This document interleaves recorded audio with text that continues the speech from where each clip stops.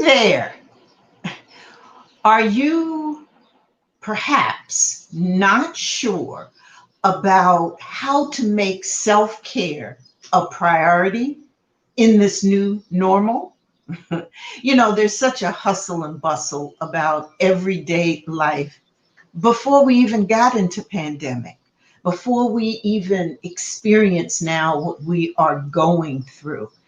The challenges of taking care of kids, running around with errands, getting that project done at your job, or starting a new business and all the challenges that go along with this. Sometimes it's easy to not make yourself a priority. But I've got a solution, and I think it's a self-care plan, because a plan can really help you focus on what it is you need to do and kind of help you think through and commit to doing something for you. So today I want to talk about the top 3 ways to put together a self-care plan that works and is great for these times. How you doing? I'm Dr. Geneva. I'm a leadership strategist and the host of the Ignite to Impact podcast. Now, during the last video, we talked about some best strategies for dealing with the new normal. And one of the things I had suggested was making sure that your self-care toolbox was in order. And I got some questions about, well, how do you put together, what do you mean when you say self-care toolbox? I'm really talking about your plan, your game plan. And how do I get started? And I really think that's a great question, because I believe it's so important for us, especially during stressful times, to make sure that we're making ourselves the number 1 priority in terms of self-care. And having a plan for that, in other words, something that'll focus you on to do it, not only is useful, but it also helps you build resilience and strength, and helps you figure out how to deal with self-care during these times. So I wanted to share with you what I use in terms of what works to put together a plan. So let's be clear. When I talk about a self-care plan, I am talking about the activities that you would put into place to care for yourself. That care by you, for you, to you. That's the kind of self-care plan we're talking about. And so how do you put it together? 3 ways. Number 1, I'd like you to focus on your why.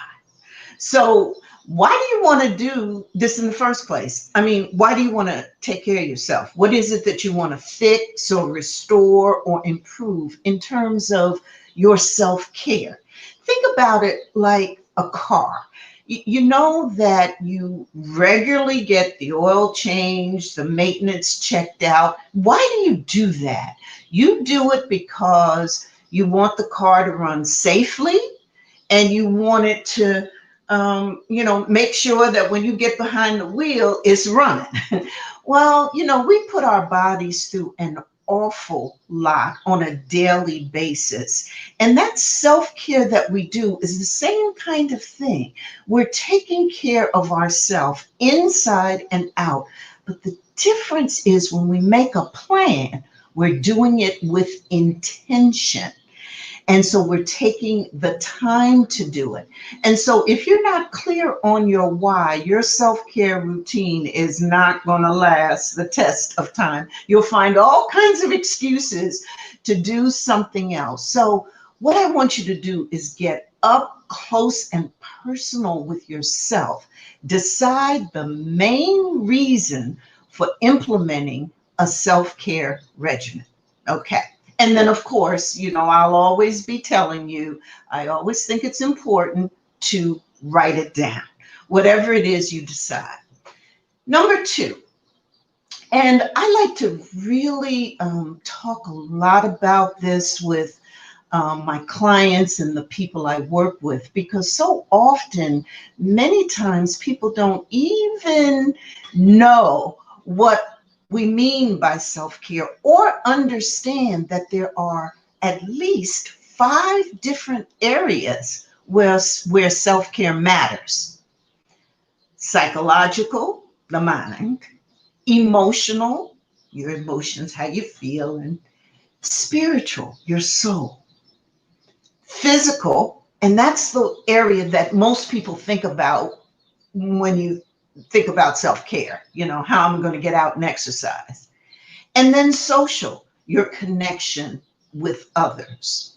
So these 5 areas, because they're at least these areas, when you think about planning activities for each of these areas, it kind of stretches out the things that you can do and provide you with a lot of options. So let's take a look at each one for just a moment.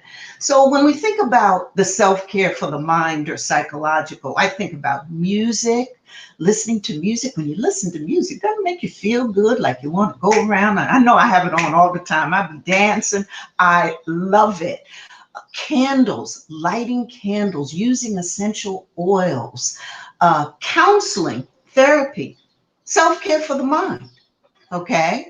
Emotional, some of the things that you can do when you're taking care of your emotions: talk to someone you trust, journal. Oh, I just love journaling. Again, it's that writing down, reading self-help books and learning more about how you can fix things or improve things in your environment or whatever it is you want to do. And then one of my favorite self-care techniques under the area of emotional is learning how to say no. Okay. And if you do feel you're pretty good at saying no, learning how to say no better and more often. Okay. So that means that, there's some things that you just don't want to do, can't do, don't have time to do. And you can say, no, I think I can't do that, or good luck with that. I'll catch you the next time. Spiritual. So that area of our soul, our life that, is very spiritual. That's an area that needs self-care. Meditation is a great one. Saying positive affirmations, going, of course, to your favorite church or mosque or synagogue matters. And that can help take care of your spiritual soul. Spending time outdoors and with nature is wonderful self-care for your spirit. Physical. Okay, so that area, so many of us know about, the yoga, the stretching, the walking, the running, the hiking, the swimming, all of that in terms of our physical self-care, we know a lot about. The point is to just keep moving, and that helps with your self-care. Don't sit on the couch for hours and hours. Get up, move around. And then finally, the area of social self-care. So a lot of that is really making sure you connect with friends, with family. And now that we're kind of getting out more, of course, we need to be safe, be fully vaccinated, and in those areas where we still need to maintain distance. I know I carry my mask along with me. I still do. And depending on the circumstance, like when I go into a grocery store or there's a lot of people on, I'll pop my mask on, and I definitely still do the distance. But we do know that as we're trying to take care of our social self-care, that connection with people we know and love or want to meet is important, whether it's, having a meal with friends, or joining or starting a book club, or, being a part of a support group. Or the one that I really like, that really helps, I know, when I'm trying to figure out things to do for my social self-care, is volunteering.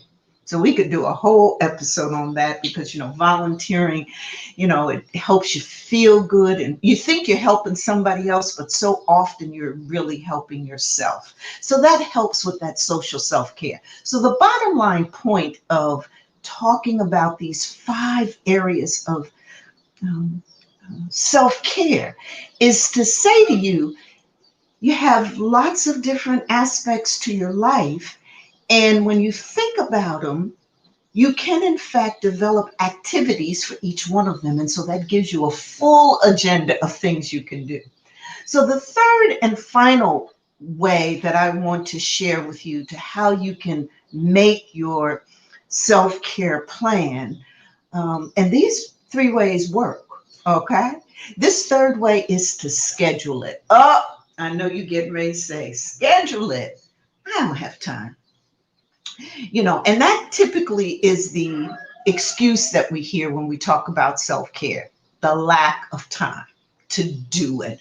Well, the fact of the matter is 2 things. One, you got to find the time because over time, you're going to diminish yourself. You are not going to be able to do all the things you want to do, give to all others that you want to do if you're not taking care of you. So that's one important reason why you should schedule and find time for your self-care.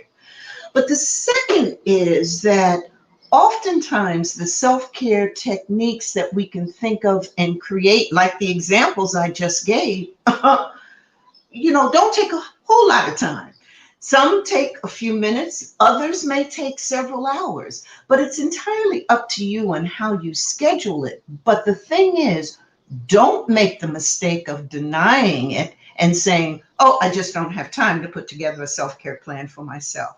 Take the time. When you meditate, once you can get the hang of it, that can take 5 or 10 minutes. And then think about it, a 10-minute walk or a 5-minute conversation with a friend you haven't seen in a while when you just pick up the phone. Hey, you can do that. That time that you spend to check your email or your mail, take some of that time, okay, and read a book or read a couple pages of a book. Or, the time that you spend perhaps watching TV or driving. You do have time, and you have time to really make this a priority in your life. So listen, you can incorporate these self-care techniques in all the time slots that you've made available for these other fabulous activities that you do. So think about that, okay? And so I just wanted to share these 3 ways that work when you want to start a plan, okay? Again, know your reason for doing it. Secondly, recognize that there are many aspects to you and that there are lots and lots of activities that can fall under each of those 5 buckets of self-care that we talked about. Lots of activities. And then schedule it. Make a date on your calendar. Make sure that you're doing it, you're making it important by writing it down and scheduling it. In my Vibrant Life Blueprint, I talk about this from a self-care calendar perspective. So I actually help you create a calendar, an accountability calendar, a self-care calendar, where you, in fact, can learn how to schedule your self-care activities so that you make sure that you do it. So check it out on the Vibrant Life Blueprint. I'm just delighted to be here with you again today, hoping that some of these tips are, working and value. Oh, hey, Marionette, how you doing? Okay, so Marionette said she's doing some of these things, but I have lots more that I need to plan and do. And well, see, you're already ahead of the game. You really are, because you're doing it. First of all, you're doing it. So, and that means that it must have some importance in your mind. And then secondly, you've already said that you have some more that you need to plan and do. That means that it seems like you're serious about being intentional about your self-care. And oftentimes, Marinette, that's the key, the secret. That is that um, we take care of ourselves with intent. Because once we put our mind to something and we're intentional, that's why I love a plan, a good personal action plan, this self-care plan that says these are the things that I'm going to do. Meaning, if you're taking the time to say these are the things I'm going to do, that means you're being very intentional about you. And that's always good. So thanks for joining and putting that out there, Marinette. And best of luck. And listen, I would love for you to drop some of the techniques that you're using now, because you're doing some great stuff. And I know you, and you always looking good, and seems like you feeling good. And I know you've been doing good. So drop some of the techniques for us that we can all share and learn about. I would love it. So listen, thank you for listening, for being here, and I'll see you next time. Thank you.